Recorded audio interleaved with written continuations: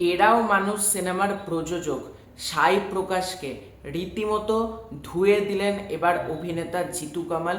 এই ব্যাপারটা আমার নজরে গতকালই এসেছে, কিন্তু ভাবলাম যে এই ব্যাপারটা নিয়ে একটু গুছিয়ে কথা বলা দরকার। আমি চাইলেই গতকালই ভিডিওটা করে দিতে পারতাম, কিন্তু আমি একটু সময় নিয়ে ভিডিও করি। তার একটাই কারণ হচ্ছে একটু গুছিয়ে ব্যাপারটা তোমাদের সামনে আনতে চাই।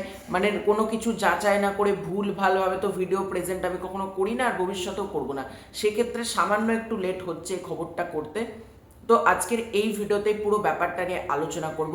এই যে প্রডিউসার সাই প্রকাশ, তিনি ছিলেন যে বিতর্কের সময় যে জিতু কামালের অপেশাদারিত্ব, তার মধ্যে কোনো ডেডিকেশন নেই, এগুলো আমরা জানতে পেরেছিলাম তার কথা মতো। কিন্তু পরবর্তীকালে প্রায় অনেকেই ব্যাপারটা উড়িয়ে দিয়েছিলেন। তো আজকের এই ভিডিওতে জিতু কামাল কি বললেন, প্রডিউসারকে রীতিমতো এক হাত দিলেন, সেটা তোমাদেরকে জানাবো। প্রথমেই যেটা বলবো, তোমরা গোটা ভিডিওটা দেখো, তোমরা একটু সময় নিয়ে ধৈর্য ধরে গোটাটা দেখো, তাহলে আরও ভালোভাবে বুঝতে পারবে। এবং তোমাদের যদি ভিডিওটা ভালো লাগে, ভিডিওতে একটু লাইক করো, কমেন্ট করো, হাইপ যে বাটন আছে ওই হাইপ বাটনে প্রেস করতে পারো, এবং চ্যানেলে প্রথমবার হয়ে থাকলে চ্যানেলটাকে অতি অবশ্যই কিন্তু সাবস্ক্রাইব করে রেখো। এখানে জিতু কামাল একজনের পোস্ট শেয়ার করছে, এর নাম হচ্ছে অ্যাপেলা চৌধুরী। তিনি লিখছেন, Jitu Kamal, I came across your post but something seems wrong, Sai Vignesh films থেকে। এখানে তিনি আরও বলছেন যে ডেভেলপ করার সময় ডকুমেন্টস আমাদের কাছে আছে, রেকি লুক সেট সব হয়, দেন ওরা ডিসাইড করে যে ওদের ফ্যামিলির একজন ডিরেক্টর হয়ে যাবে। ন্যাচারালি ওরা জানায় যে নিজেরা অন্য গল্প ডেভেলপ করছে, তাই আমার গল্পের কোনো পয়েন্টস ওরা ইউজ করবে না। এখানেই এই পোস্ট প্লাস কয়েকজনের থেকে জানতে পারলাম যে আমার দেওয়া গল্পটার বেশ কিছু ক্রুরাল পয়েন্ট ইউজ করা হয়েছে আমাকে নোটিফাই না করে। জিতু সহ বেশ কিছু লোক জানিয়েছে ওদের খারাপ এক্সপিরিয়েন্স। অনেকে হয়তো আনঅফিসিয়ালি বলেছেন, বাট আমার মনে হলো সত্যিটা সবার সামনে আনা দরকার। প্লিজ নোট, আমার সাথে সাই ভিগেন্সের কোনোদিন কোনো রকম ট্রানজিকশন হয়নি। শো কোনো character sketch, plot point etcetera and গল্পের একটা লাইনও ওদের না। আমি ওদের ক্ল্যারিফিকেশনের জন্য মেসেজ করি, বাট ওরা কোনো রকম রেসপন্স দিচ্ছে না। অবশ্য আমার মতো নতুন কাজ করতে আসা অনেকেই এই ফেসটা করে, কাজ হয়ে যাওয়ার পর প্রডিউসাররা রেসপন্স করে না, এটা তিনি লিখছেন। এবার এই পোস্টটা শেয়ার করে রীতিমতো ধুয়ে দিয়েছেন।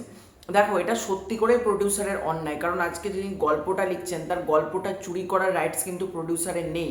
এটা কিন্তু লিগাল ক্রাইম। মানে আমি একটা গল্প লিখে প্রডিউসারকে সাবমিট করছি, আর প্রডিউসার কোনো রকম টাকা ছাড়াই, মানে আমার পারমিশন ছাড়াই ওটা নিজের গল্প হিসেবে চালিয়ে দিচ্ছে। এটা কিন্তু লিগাল ক্রাইম, ভারতীয় আইনে এটা কিন্তু অপরাধ একটা। এবার জিতু কামালটা কি লিখছেন, এই রে আমি নাকি টেকনিশিয়ানদের সাথে দুর্ব্যবহার করি, একজন রাইটার, একজন ডিরেক্টর, এরাও তো টেকনিশিয়ান। এ তো কেঁচো খুঁড়তে সাপ বেরিয়ে পড়ছে। যদিও টেকনিশনের মাথা, প্রডিউসারের মাথা এখনো চুপ। এক ব্যাগ টাকা নিয়ে নিলেই প্রডিউসার হওয়া যায়। প্রডিউসার পালিয়ে যাচ্ছে করে ইন্ডাস্ট্রি মাথায় তুলছেন। এরা প্রডিউসার বলে মনে হয়? একটা আর্টিস্টকে শুটিংয়ের শেষ দিনে গালি দিয়ে পুরো টাকা ফেরত চায়, আবার ছবিও নাকি রিলিজ করবে। কি মজা, তাই না? আমরা না হয় পোকামাকড়। এটা যদি বড়সড় আপকামিং নেতা অভিনেতার সাথে হতো তখন।